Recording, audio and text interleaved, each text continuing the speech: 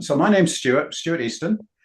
Thank you for joining us. This is, if you've been on our December sessions before, you'll know that they're not terribly structured. They're not terribly, the goal is to have fun, hang out with smart people, people that we like. And so I've assembled some of my favorites here. But we figured the theme to close out the year is a theme, something we've been talking about all year long, which is AI. And everybody is learning, right? Everybody's experimenting. So the goal is to share those experiences. What have we learned? What's working? What's not working? And everyone on the panel is here for a reason. Apart from just being a super nice guy and a super smart guy, Joe also is one of the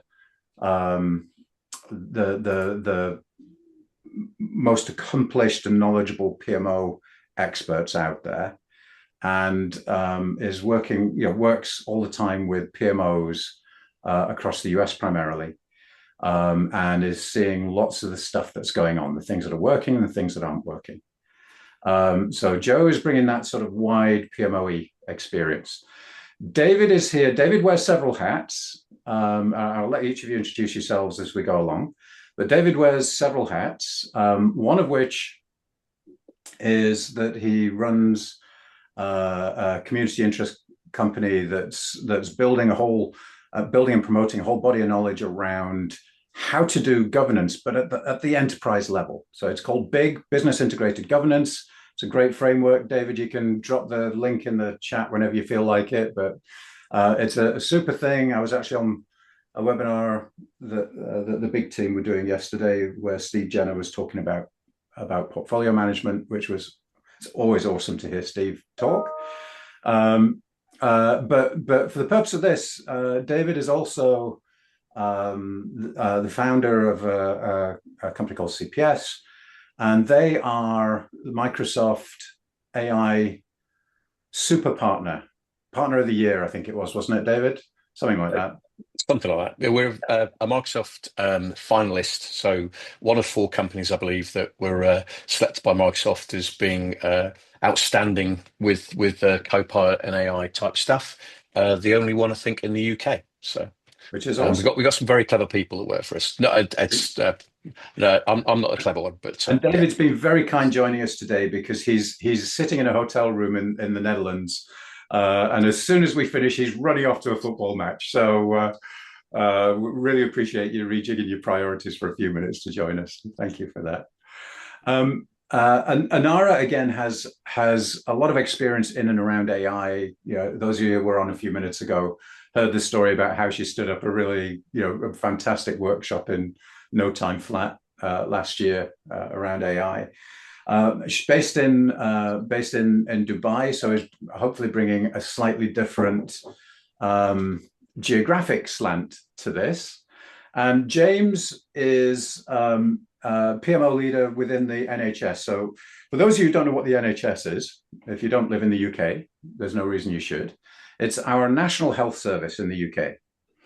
To give you an idea of the scale, the NHS employs about 10% of the workforce in the UK, right?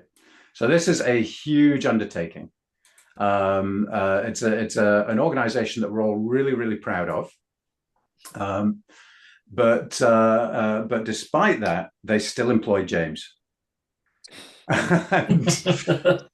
So James is really kind of the nucleus of the PMO community for the NHS in Wales, and does a lot of speaking. He just published a chapter in a book with Dawn Mahan, and Joe, you had a chapter in there as well, right? Yeah, I should have mentioned that. And James and I were talking the other day about some of the AI experiments they've been doing across the NHS. So we figured it would be fun to share some of those. So thank you, everybody. And what I'd love to do again is challenge the audience time to ask questions, make suggestions, make jokes, but just get involved, right? It'll be more fun if you do that. We'll all get more out of it. And again, it's end of year, it's December. We're all just trying to chill out a bit with some smart people and enjoy a cup of tea or a glass of mulled wine or whatever it is that you happen to have. So I'm going to kick off and just ask this question. And what I'd love you to do is just whip along and give me one example each of an AI disaster that you've seen or something that just didn't work well. And while you do that, just introduce yourselves a little bit as well, in a bit more detail than I did. So shall we start with David? Yeah, sure. So I'm David. As Stuart says, I'm founder of an IT company that's got a capability and specialism in AI. The one disaster I would think of, it's not really anything particular that's happened, but for me, it is a disaster that's caused a whole lot of people I speak to recoil at the thought of including AI in their capability because they don't like the idea that AI is getting involved in their capability. I'm just scared that there is a reservation with use of AI from people, but I think in many quarters it's kind of going the other way. So for me, the disaster is that people are still on the brink of ignoring this stuff and trying not to exploit it and leverage it. So nothing, not a particular case, but a particular attitude to my mind is going to be quite traumatic, and I think people like us need to try and encourage people not to still be a little bit Luddite and in denial of this stuff. That's my take on So what you just said. let's ask a question into chat, if you please, everybody. I want to see everybody participating. So who has give me a yes, no, maybe, right? So yes is yes, I'm experimenting with AI and excited. No is I haven't touched it and I'm not really interested. And maybe is yeah, I'm just on the edge. So let's have a look. See where the audience is. We've got some good yeses. Hey, Annette, didn't see you there. Good to see you. Excellent. So we've got lots of yeses. I guess there's a selection bias on this session, right? People who are in the no camp probably wouldn't turn up. Excellent. Oh, Fadi. Hey, Fadi, how are you? So Anara, let's come to you next. Yeah, thank you. Thanks, Stuart. Glad to be here today. So I manage portfolios, different portfolios. And also for those who doesn't know, I'm a founder of Little Project Manager. It's now became the framework of teaching project management for the kids. About the disaster, I think the disastrous project I've been involved and I think I'm happy that I'm not part of that project anymore is when you're trying to embed AI to the legacy system. To the system that is dying, that is very old, not user-friendly, and just terribly designed that should just die. And you're trying to kind of recover it by embedding and trying to figure out how to plug AI into it and say that it's now with AI kind of solution. Excellent. Yeah. Excellent. Shall we move on to James? Hi everyone, I'm James, as Stuart mentioned. I lead a PMO in Wales and also get involved in a number of other PMO and project capability-based work across the Welsh network. Disaster, I think the main thing I've seen quite recently actually is where people have started to try and embrace AI and really start to lean into it, but they've gone too far and they've actually kind of just put everything into AI and gone, right, well, we don't have to actually quality check it. We don't have to think, if we want it to write a report, we're just going to trust the AI will do it for us, and whatever it spits out, we're going to give that into the board meeting next week. And actually, they've kind of done themselves a bit of a disservice then because they're relying too much on the AI doing the work for them, thinking it's basically another human coming in to do it instead of working with the AI to provide the outcomes. So it's then putting the AI into a bad light when it's not delivering what they're expecting it to. I think that's the sort of main thing I'm seeing a lot of at the moment. Awesome. Love it. And finally, Joe, PMO Joe. I should get the guitar down, shouldn't I? Hey, Joe. That'd be great, right? We could sing Jingle Bells or something together. AI for me is kind of like, is it the Grinch or is it Frosty the Snowman, right? There's no happy medium right now. It's the horror stories or the successes. So we're talking about disasters here to start. And we've been focusing at the PMO squad lately this past year a lot on people and on staffing and on resources. And two horror stories for those who are unemployed, looking for work.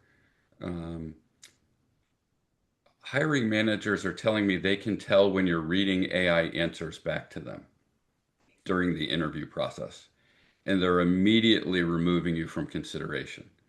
So you've got ChatGPT or something up on your other screen, you get asked a question, you don't really have the experience, you type something into ChatGPT, it spits it out, and you give it back to the hiring manager. Don't do that. That's a disaster, and you're in trouble in your interview. People are doing that? I didn't realize. Wow. Yeah. And then the other is candidates who've been interviewed by AI, like an actual robot head is interviewing them, and there's no emotional connection during the interview process. It's very cut and dry. It's not a dialogue going back and forth. It's a set of questions with an answer and then a question and then an answer, right? There's no reaction to that. So we're evolving into non-human interviews. And right now, they're not quite where they need to be, probably to get a thorough vetting of the candidates. But they're out there, and I think we all need to be aware that they're coming. It's going to be more common, probably in 26. And it's just becoming part of life, right? It's integrated in places sometimes where we don't even know it's there, and sometimes it's very obvious to us. Yeah. Well, so it was interesting. So the disaster, I'll share a disaster that is an internal one. It wasn't a total disaster, but a little while ago, we decided we'd run a hackathon day. And the goal was to pick a small piece of functionality for a product, new functionality, and use AI to interview the product owner and the people on the front line who interact with customers to compile requirements, turn that into domains, epics, stories, and so forth, and then pick a couple of stories and generate some code and try and do that using AI. And what we learned was that the second half of that was kind of fairly successful, but the first half was a total disaster because it was completely unstructured, and as a result, we found that there just wasn't consistent. AI wasn't able to take that and then turn that into a structure that it could consistently hold onto. So the learning for us was that, if you're going to try and do something like that, you probably need to give it a bit more structure and not expect the AI. So I don't think it was a failure of AI. I think it was a failure of us to understand what AI was capable of. And I think I see a lot of that going on right now. So James, you were sharing some good stories the other day. So why don't we do the opposite question, right? Let's hear a success. And what I'd really love to hear is, how did you make it a success? And do you know what? I'm going to take this hat off because it's too hot. So let's hear about a success and what you did to make it a success, because that's the big learning here, right? I can't actually remember which springs I was talking to you about the other day. But in terms of AI use, where we are using it well, we're finding success is coming from helping us support with some of the tasks that we're taking a lot of time for our PMO to work through. And this isn't just in the organization I'm working in now, but previously. Resource constraints, budget constraints, it's pulling a lot of capacity out of our PMOs and the typical work we do. So AI has really helped start to support that now, to actually take away some of those more administrative sort of day-to-day menial tasks that were taking up a lot of our capacity. That now AI is being able to be programmed or prompted to be able to do for us, which has freed up quite a bit of capacity. For a team that usually the last couple of PMOs I've led have been anywhere between 5 people big, up to 18. But it's quite rare to get that now, an 18 strength PMO where I work. So to have the AI being able to pick up some of those administrative functions and actually start managing our calendars, start booking in the meetings and that for us, even building the agendas or in the loose format that we then just have to quality assure and build over. And even, I think the biggest help, which is something really small, but in the grand scheme of things, some of us are so busy having Copilot and other AI to be able to go through and pull through information from all of our emails, all of our Teams chats, and any other sort of formats we're using, and condense that into a summary at the end of each day so that we know our actions and plans for the coming weeks and months going forward. That has been a game changer for us and has saved so much capacity within the way that we work. Awesome. So it's great to hear some successes. So in doing that, James, what were the things that you felt contributed to being successful there? Because I've also heard people who've tried to automate some of that stuff and failed. I think it was the bit that made it a real success was listening to where the problems were coming from. So we almost removed the solution from it at first. So it wasn't just immediately, AI is going to fix everything. It was actually listening to where the problems were. So, stuff's getting lost in emails. We're losing track. There's too much stuff coming in. We haven't got time to go and put together the notes or the packs for the project boards. We haven't got this time. So when we started to put together all of these tasks that were causing the problems, when we started to look at the solutions to solve this, it came down to 2 things. We could go back to what traditionally we would have done and try and get a business case to get more staff and to try and bring that in. But then we knew that, well, actually, resource and budgetary constraints, that's not going to happen. However, we've got this system here that's not being used. Could this be the answer? Is AI the answer in this space? Now, I'm not an AI expert. No one in my team was AI experts. So we basically had to leverage the internet to teach us, and we had to use AI to teach us how to use AI, which was quite a nuance as well. But when we just started to do basic automations with it, or just asking it to do certain things, and I find some of the AI out there is quite intuitive in how you use it. That was enough for us to start and to test our appetite. And then as we've got more familiar with it and better, we've started to meet people along the way as well on that journey and start to get more advice, more guidance. And it's now become something that we've sort of lent on quite heavily. So my entire team now operate with a form of AI in their everyday tasks. But we are very conscious that we won't slip into the horror story I started with at the beginning, that we work with the AI and not have the AI replace any sort of person or function that it was doing. Excellent. So I like that. So I heard one of the key themes that I suspect will come up again is start with a business problem. Don't start with the AI. Mm-hmm. Right? Make sure we're solving, first of all, solving a problem that's actually a problem, and then secondly, using the right solution for that problem. David, same question to you. Example of something that went well, and what were the key enablers that enabled it to go well? Oh, you're on mute, David. Yeah, me again. Yep. So all I can talk about really is having seen, I've got a company that's got a whole group of folks that do lots of this AI stuff, and they're all clever folks that can produce a solution, this or that. But what I think needs to go well with these examples is not trying to work out what the problem is or what the solution might be, but I think it's actually, and Steve Janner will love me for saying this, it's actually trying to work out what the business case is and what the benefit profile is. So if we take this solution for example, something that's going to make quicker and simpler HR queries happen, so that we can get response times and shorten the amount of time that HR queries are going to take, for example, in the NHS. how do we put together a business case which says we can justify doing this? I think for my experience, that's where a lot of the thinking needs to go. Not to what the problem is and what the answer might be, but how can I put this together into a case that will persuade somebody to engage? That to me is a huge learning point and a huge thing that I didn't really expect. I thought it would be easy to show some technical stuff and excite people and to show we understood the problem. But no, the real challenge, I think, is to convince people that it's actually a solution is actually viable and actually works.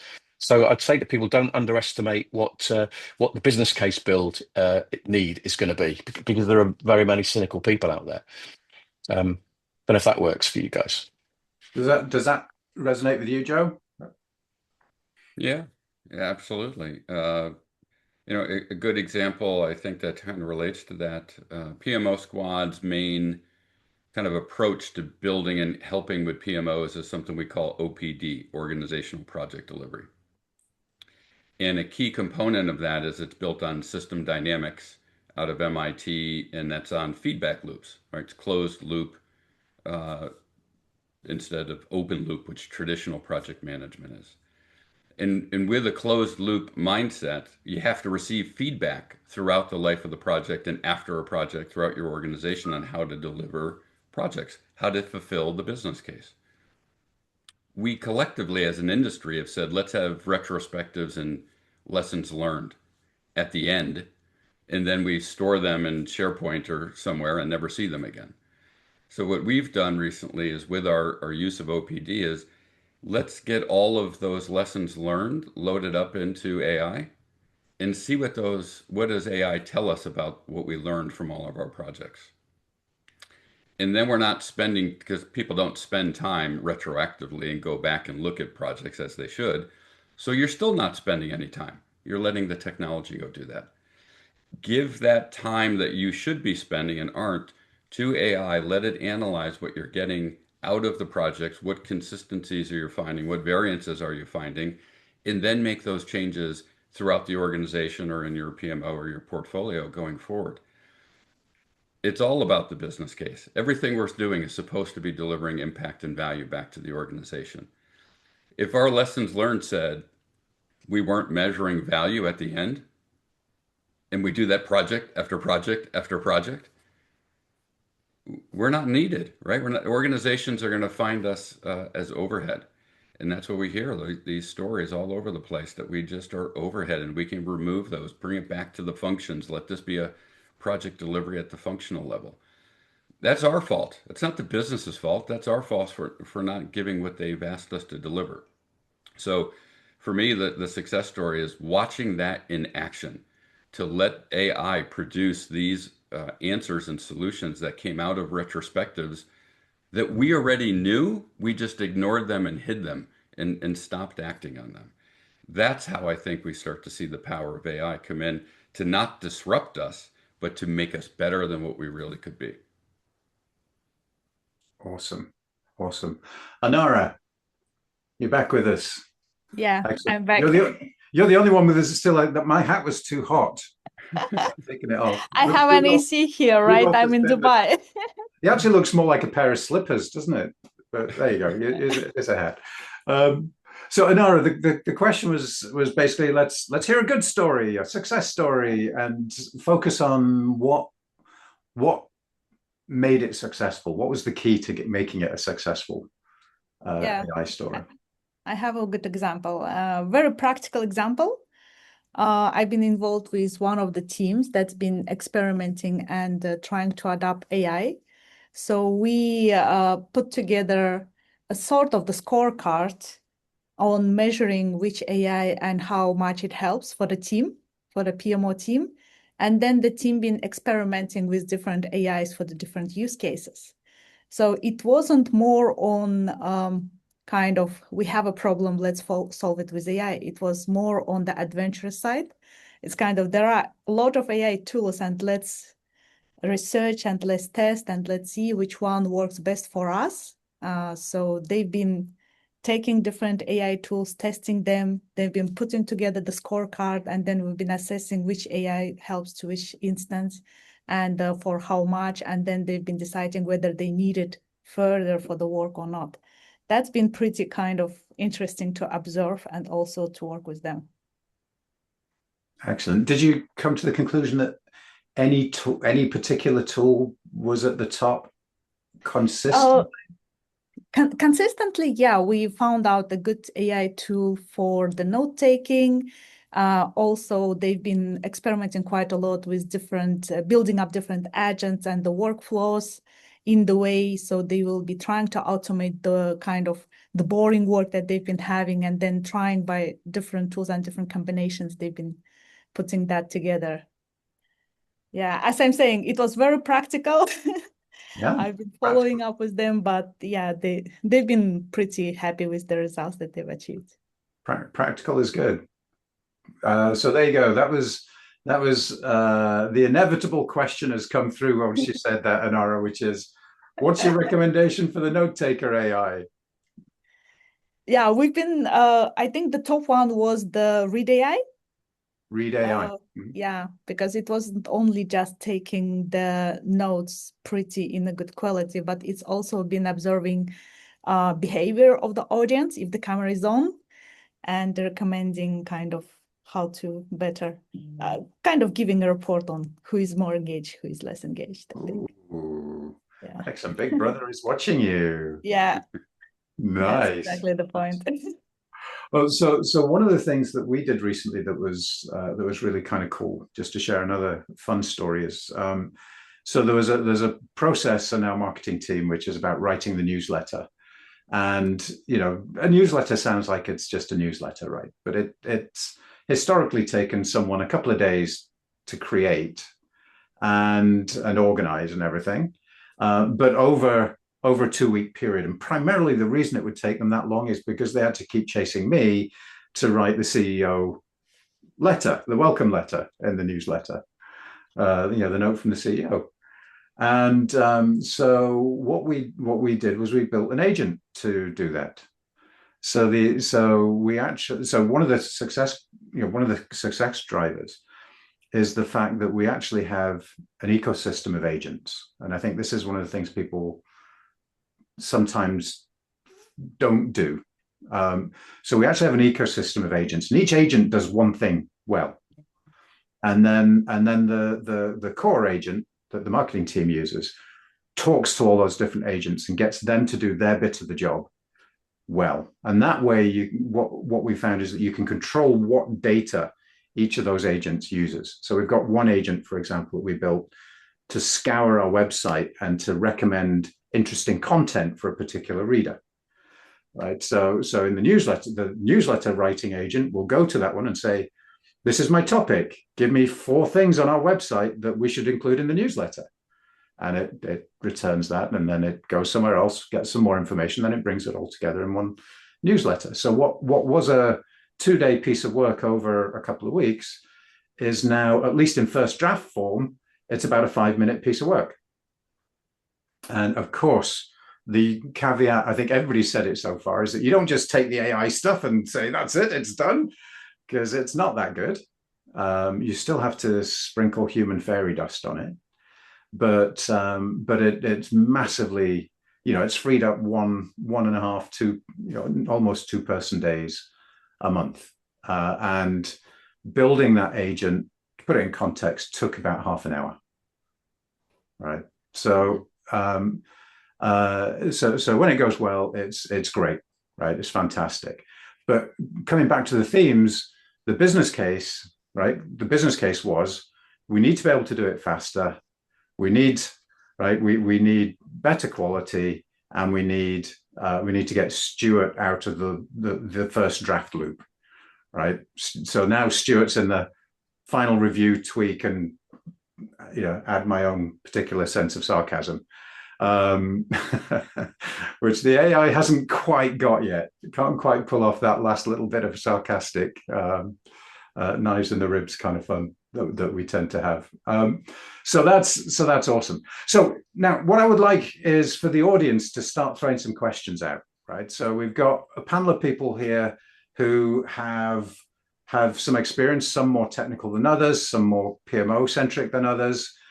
So I can keep going with questions, but I'd love to put some of your questions to the audience as well. So do jump into the chat with questions. I've got it open on. If you wonder why I'm looking over here, I've got the chat on a different screen over here, so I'm keeping an eye on there. So Stuart, that's an excellent question. How long has it taken so far to feel comfortable in using AI? I'm going to come to James on that one first, because James, it sounds like you and your team are relatively new at experiencing. You're still going through that process. So how long does that take? That's a really good question. So I think from the sort of initial onset of actually playing about with it and then actually getting comfortable into using it for business purposes and having the confidence that you can then go and use it for your day-to-day work, I think it's been probably about a journey of around about 12 to 18 months to really get to that sort of level.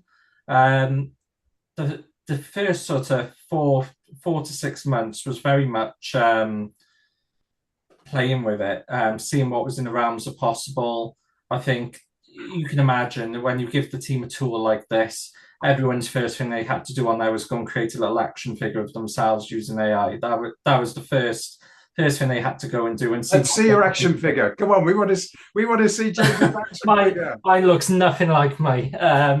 So that was the sort of thing, and everyone started going on these little PMO action figures that they generated of themselves. It was great, but then when they got serious and people were starting to go, well, actually, if I start to ask the AI to summarize this meeting or summarize that, and starting to get used to it, that's where it started to come in. But it's taken about 18 months to get them to a point now where they are comfortable that they can use it and know its limits. The limitations part is the bit that's taking the longest, but we're still learning. And the whole thing around agents that's the conversation we're moving into now.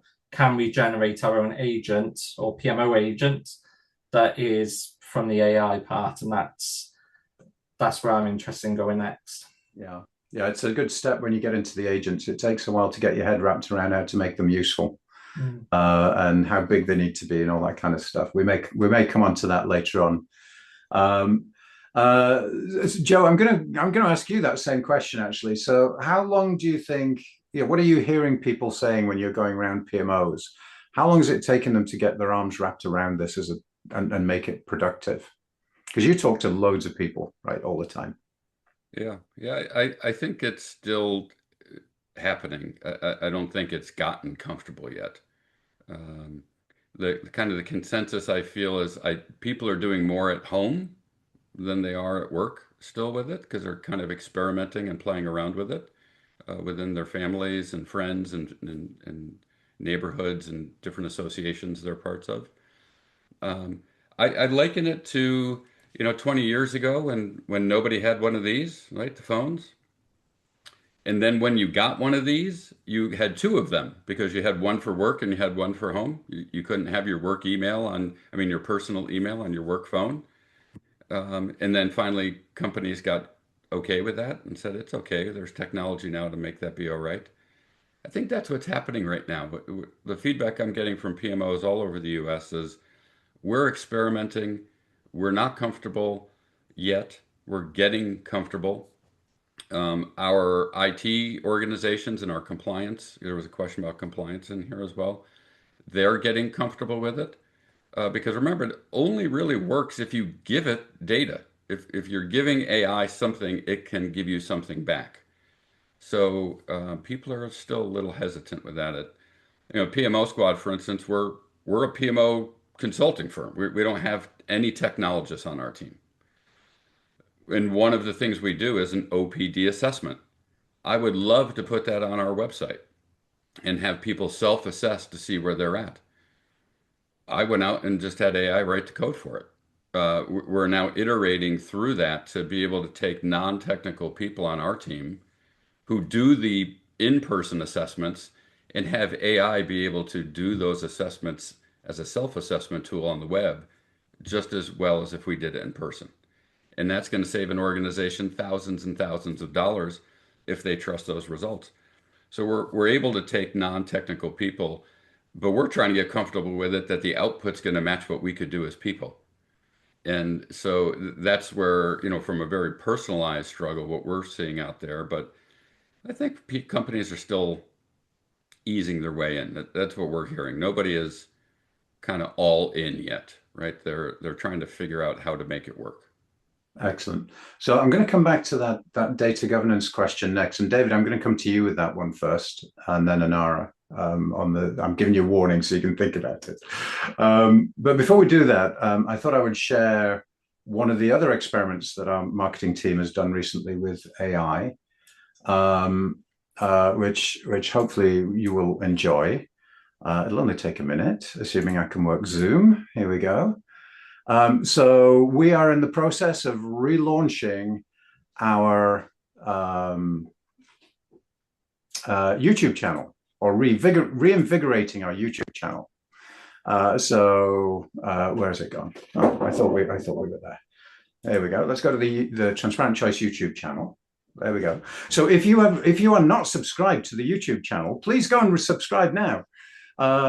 We would very, very much appreciate it. But the AI piece was this is our first experiment with AI, where we took the announcement about PMBOK and turned it into a video. It's like wandering around a room with a blindfold on. You'll find the filing cabinet with your face. So here's the big reveal. PMBOK 8 finally gives PMOs their own appendix for the first time. PMOs are officially essential to delivering value. They're not admin, they're your portfolio sat-nav, making sure the work backs your strategy, not someone's pet project. And they give decision makers the insight and support to spot the dead ends, fund the winners, fix the bottlenecks, so outcomes actually improve. Delivering value without PMO? That's like baking a cake without a recipe, or flour, or an oven. Without a strong PMO, you're just guessing. Want to see how a real PMO delivers value? Well, check out our PMO page. The link's in the description below. No blindfolds required. For a mix of PMO insight and fun, and to stop the dancing, like, comment, and subscribe. So this is a great example of where we're a small company, right? And we just produce something that we just could not have produced any other way, right? So it's not about, in this case, it's not about being more efficient. We just couldn't have produced something like that before. And so my lesson from that, though, was that the first one that we did took us quite a long time. And it took us a long time because we had to figure out what was the right tool to use. It took us a long time because we had to figure out how to use the tool. It took us a long time to figure out, how do you put a story together in a way that AI can understand it? So that video that you just saw was a minute long. It took us 3/4 of a person day to do. The second video that we did was a minute long. It took about an hour. And so, so my learning from that is, there's a piece here. Let's celebrate the success, right? Yay! It looked great. We were able to do something we couldn't do before. But there is absolutely an economy of learning here. So if your first experiment doesn't work, that's not a failure. That's a learning, right? That's a learning. That's moving you forward. Every time you fail, that moves you forward. So I'm going to share a quick fail with you before I come to David and then Anara to talk about the governance state. So the fail is that I think organizations right now are often failing. So there's a large global pharmaceutical, one of the world's biggest pharmaceutical companies. I know a few people who work there, and they have set aside a few tens of millions of dollars specifically to fund AI projects to improve effectiveness, especially in the whole drug discovery part of their business. At the exact same time, the IT governance team have put a moratorium on any new AI projects. So you've got the executives, you've got the strategy part of the business saying, this is one of the most important things we have to do. And at the same time, the governance guys have just put a big stop sign on the entire company. Right. So there's a lot of that kind of thing going on as well at the minute. So David, that brings us to Liz's question about data governance. How are we handling data governance? You're on mute still. Sorry. I'll give you an example. One of the solutions I've seen people use is a bid preparation solution, so that in a sales team, if you are fed up of answering tenders with an answer that you've recreated millions of times, can we take questions from a tender and ask AI to go and answer all this stuff really quickly and simply from what we've answered before? The obvious thing there is, well, what have we answered before? Where is that information, and who says it's good? So it must be glaringly obvious that if we're going to use AI to do anything, then the information we ask it to do it with has to be good quality stuff. It needs to be under control. We need to have confidence that it's usable. So that's the challenge. I think the challenge is when people say they want AI to do this or that, they can't do this or that based on all the junk and chit chat and waffle and fluff that we all create in our business lives that isn't all that brilliant. We have to find a way to point AI at information, at data and information that is solid stuff. And I don't think many organizations, or certainly most organizations, are truly on top of what's good information and what's the right information. We have copies on OneDrives, we have copies in email, we have copies in folders. I think there's a whole lot of personal, internal organizational hygiene we need to get on top of with respect to our information and data before we can truly leverage the AI to really work for us. Awesome. Anara, do you have any thoughts on that data governance thing? How do you get that lined up so that you can actually get out and execute? Yeah, I have a good example that I've been observing and the bad example. So I'll start with the bad one. That's more fun, isn't it? Yeah, it's more fun, and especially when you see it's happening, and then the level of the ignorance of the security and intellectual property is just insane. So the bad example is when you assume that your employees know that all the data that you have and you create your company is assets of the company. And you can't just feed AI with that data and expect that it will be good, because then that data actually leaked, right, to the AI. And that ignorance level, unfortunately, is pretty high. And so they put things into the AI that shouldn't have gone into the AI. No, absolutely not. And then there is quite a lot of education that need to be done before you would allow AI, the users to use AI. Regardless of your subscription level, whether you have in the enterprise level that you assume that your data is secured and the AI is not trained on your data, or it's just the general access that you are getting to the AI solutions that there. Human nature is the way that if you can't simplify your life, you would do that, and you wouldn't care much about what you're doing, right? So that's a bad example. The good example is that very recently, it was last week, I've been involved in the discussion of the good solution, and that solution creates a dashboard for the data governance. So you have an AI on the back end, you have on the front end, the kind of the front end where users interact with the AI and write a prompt and get an answers. It's exactly the example of, I think, Joe you used for the lessons learned. But then in the between, you have a dashboard that accumulates the data that's been going back and forth and providing for a data governance, what's been used and what kind of prompts been written. And it's in a level alarms the situations when it kind of sense based on the training that or these data should not be kind of used or operated with the AI. And I'm pleased that there are this sort of the solutions, and the teams are working on those solutions, because then it gives the clarity on what kind of data users are feeding the AI and what kind of answers are coming as well. So it's kind of two-sided dashboard, which is really nice.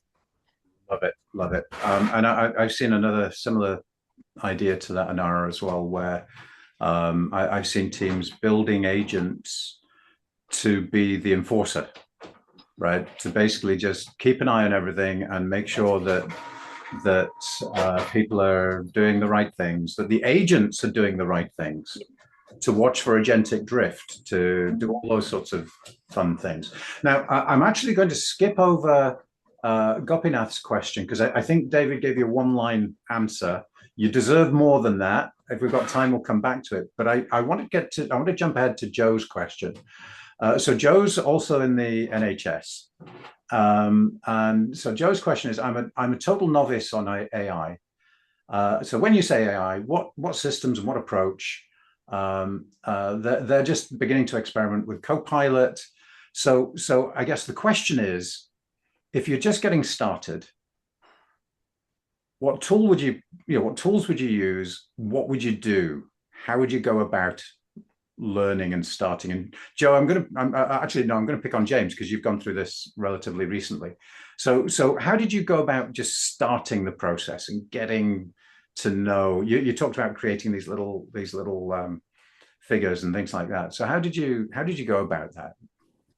I think a lot of it came from just sort of things people had picked up from other conversations. Like, I heard AI can do this, I heard it can do that.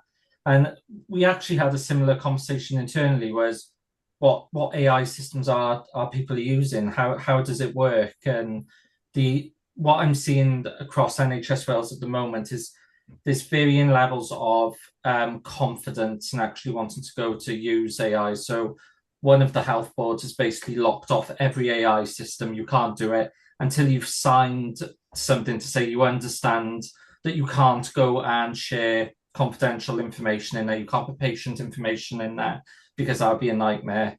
And you've got to use it in a certain way. So they've started to put those barriers in. But in terms of what systems to use, it came down to two for us. A lot of people had heard of ChatGPT, because that was all over the news. Everyone was using it. It was all over social media. That was the sort of big one that everyone was drawn to. But for us, our ICT were basically saying, no, it's too risky to there. But because we had our Microsoft and Copilot was built into that, there was a lot more confidence towards that. But a lot of people had started experimenting with ChatGPT in their homes and starting to learn how to get the prompts right and working with it there. But in terms of how we've worked, it's largely been Copilot for internal ways of working. And in terms of how we've taught it then, it has very much come from videos, self-teaching each other. Getting the AI to teach you is quite a fun way of trying to do it. So asking the AI, how can you help me solve this? Or how can you help me do this? And it's actually guided us through. And some of it has been going, right, we're doing this at the moment. We need you to act as a member of the PMO team, and you tell us, and it's guiding us that way. And it has been very much just experiment, see how it can do it. I think we are a long way off actually nailing it and actually being in that area of using it to its full advantage. But compared to a lot of people, I think we are very far along the journey compared to what I've seen in other organizations around us. Joe, what have you seen working well for teams early in the adoption process? Yeah, I think as James said, Copilot's the easy win because there's so many Microsoft shops out there and they're able to experiment. We're technology partners with several PPM providers, and each of those tools are doing their own version of AI experimentation. So as an example, Asana, you can go in and have AI write your status reports for you. I still don't recommend that quite yet because you're reliant on all of your team members inputting the data to make that status report be accurate. Before you distribute it out to your executives, you better confirm what you've collected. Um, people doing portfolio management, prioritization based on resource availability using AI tools to be able to do that. That's us, folks. Woo! Yeah, as you guys do, right? Of course. So to me, it's in PMO Squad, we've gone in and we're a ChatGPT OpenAI organization. So we've got a business account in there and we upload all our data into that tenant. So we can go in and talk as if we're talking to a coworker and be able to say, go look at these documents and tell me what we should do based on that. So we do get feedback directly from our own organization, plus what we're seeing out there in PMOs across the US. Right now, it's experiment with what you have. Don't feel like you need to go out and get something because everybody is experimenting. If you have technology in your organization, that provider is experimenting with AI. Go use what you already have. You don't need to go get anything new. And then at home, experiment with everything. Get comfortable. The prompts, understanding how to ask the questions and how to be able to get AI to be able to react the way you're thinking one thing and what we say and type doesn't match. And it takes a long time to get your thoughts actually out so that an inanimate object can understand what you're thinking. And that's not intuitive because we've never had to do that before. So I think use what you have and then practice at home before you bring it in-house and really try to leverage it. So we have, we're probably fairly typical, right? We've got some people who are further along the curve, some who are really not comfortable with AI. And one of the things that we do to try and support the team in these early days for some of the users is we're only a small company. So once a week, we bring the whole team together. And we just have a share your experiments session, right? Where people show, this is what I did. And it messed up colossally, right? It was just a disaster, right? And other people come and say, look, I did this and it was really cool. And so we all learned from that, right?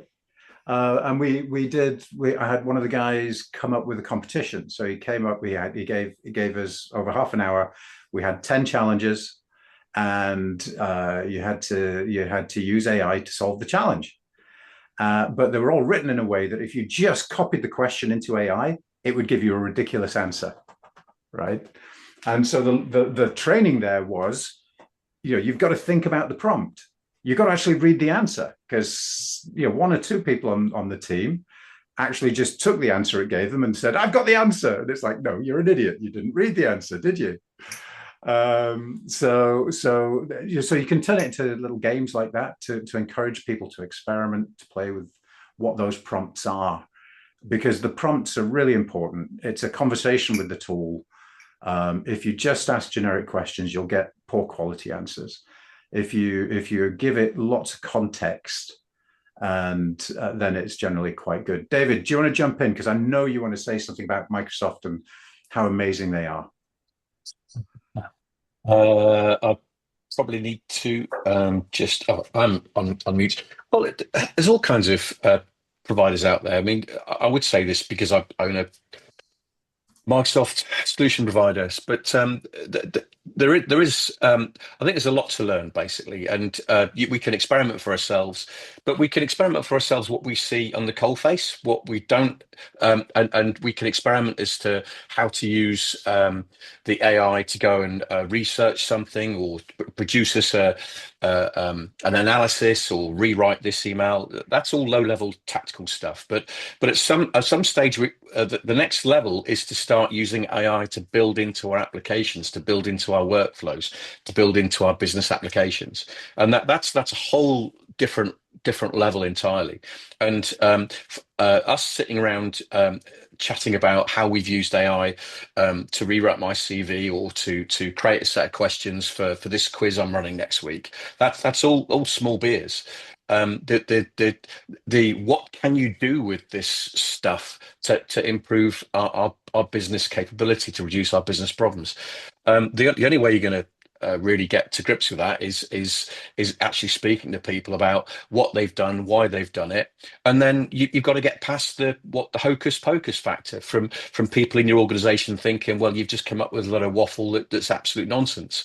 How do I believe that what that lovely story you just told me is at all possible? Give me some kind of business story that can show benefit.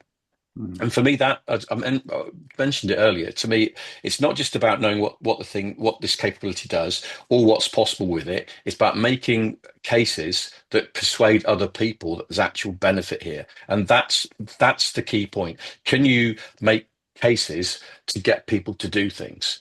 That's what's going to enable you to use AI in your organization or not, in my opinion. Awesome.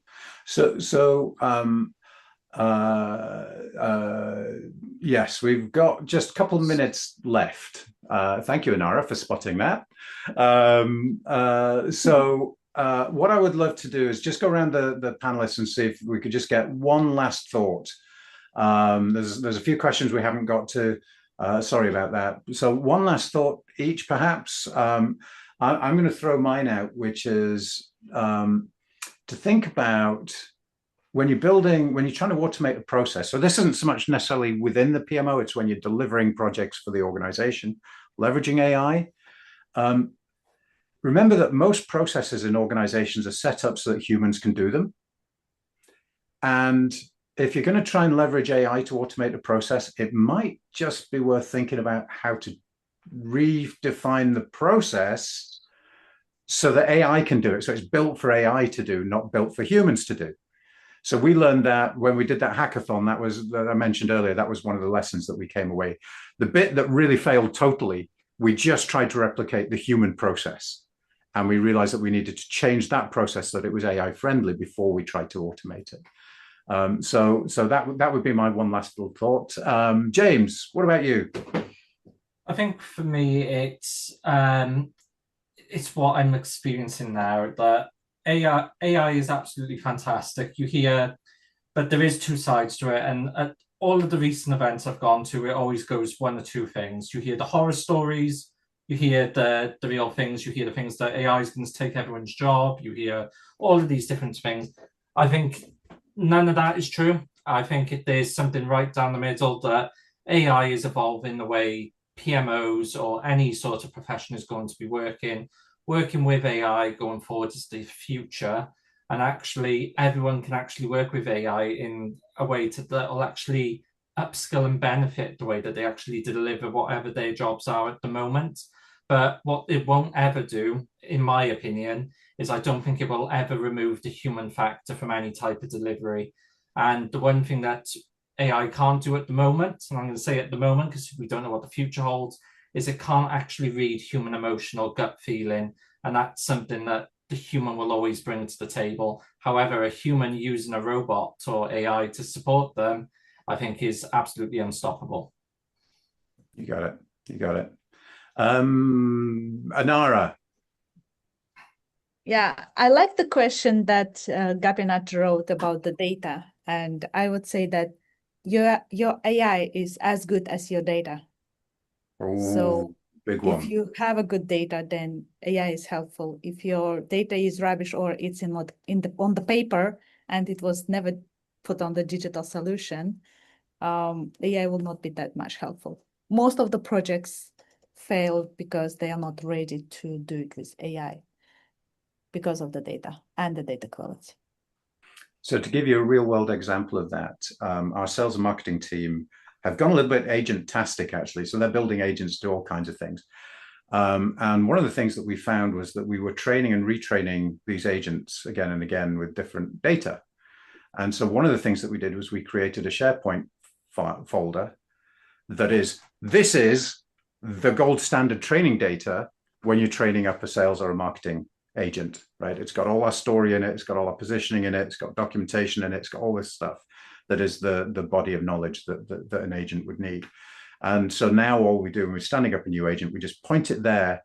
It does two things. First of all, it's really fast, but most importantly, we know what's in the folder. We know it's the right story and someone's not using the wrong documentation to train the agent. So good data, really important. David, and then we'll finish with Joe. Finish strong with Joe. You're still on mute, David. We're gonna have to teach how to use it. Is that an AI button by any chance? An AI mute? What a chimp, hey? Well, I lost my train of thought there. All I was going to say is that I hear people talk about AI as a thing, AI this, AI that. It's like, I don't know how to describe it. It's like salt. It's every part. It's going to be in every part of your food. So you just got to get used to it being in every part of your food. And if you don't like salt, then you're going to go hungry. So it's just a case of embracing it. Can you work out how to leverage it to improve your information management better than those around you? If you can, you'll get a competitive advantage and survival thrive. If you don't leverage it, then you'll not survive and thrive as much as the people. I think it's that simple, really. Wow. That dramatic, even. I think we're getting dangerously close to wisdom there, David. That was very good. I like that one. Joe, follow that. Yeah, thanks. For me, we're at a generational shift.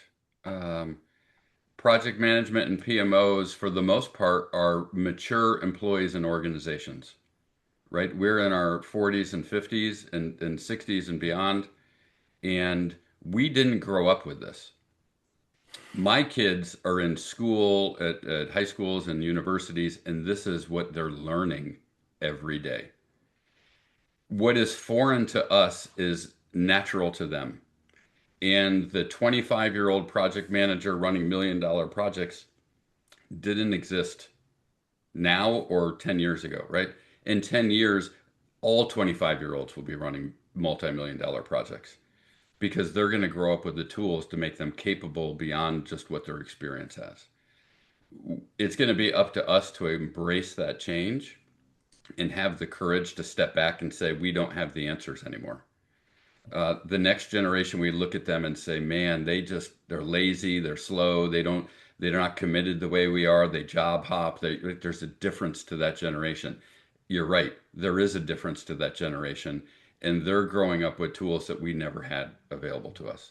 So embrace that, encourage that, and empower your people to go gain this knowledge that just really is foreign to us, that we're trying to figure out, that they've just had forever. It's just part of their life now. Yeah. And so I'm just going to finish on this. So, Joe, you and I are, I think, probably the old men on the panel here, right?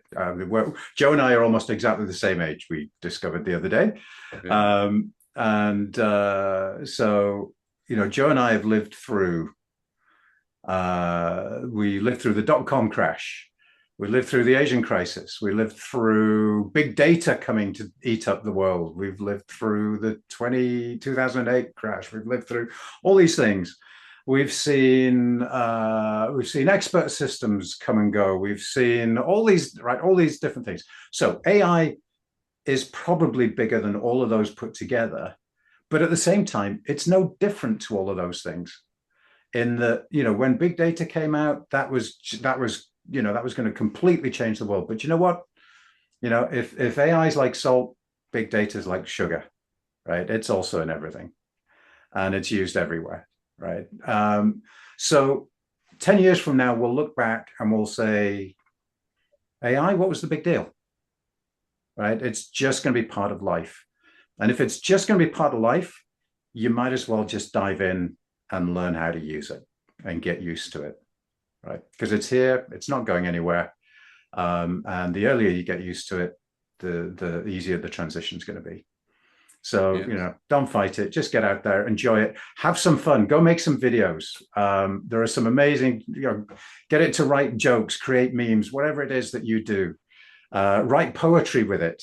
I love Shannon's thing, by the way. Do you know what? I take it back, David. You're the old man. What was I going to say there? Yeah. So, get it to write poetry, whatever it is that you're passionate about, use that to experiment and play. Right. And just get comfortable chatting to it. And you'll very quickly learn that, the more explicit you are with your instructions, the more interactive you are, the better. I love what Shannon said. She uses it as a sparring partner, right? And I had this conversation with one of my co-founders earlier today. That's what he does. He comes up with an idea, and before he implements the idea, he goes to Gemini, ChatGPT, and Copilot, and he asks Gemini, "What do you think of this idea?" And he takes the answer from Gemini and feeds it into GPT, and he takes the answer from GPT and he feeds it into Copilot. And by the time he's gone through that loop twice, he's got 15 different perspectives on his idea, and he understands it way better than he did at the beginning, right? So it's really, really powerful just for brainstorming, for challenging your ideas, refining ideas, all that kind of stuff. But it all hinges about just getting out there and doing it. So if you're not already, I'm sure most of the people here are, if you're not already, dive in, take a swim, the water's great. Brilliant. I want to thank everyone thank the panelists for joining.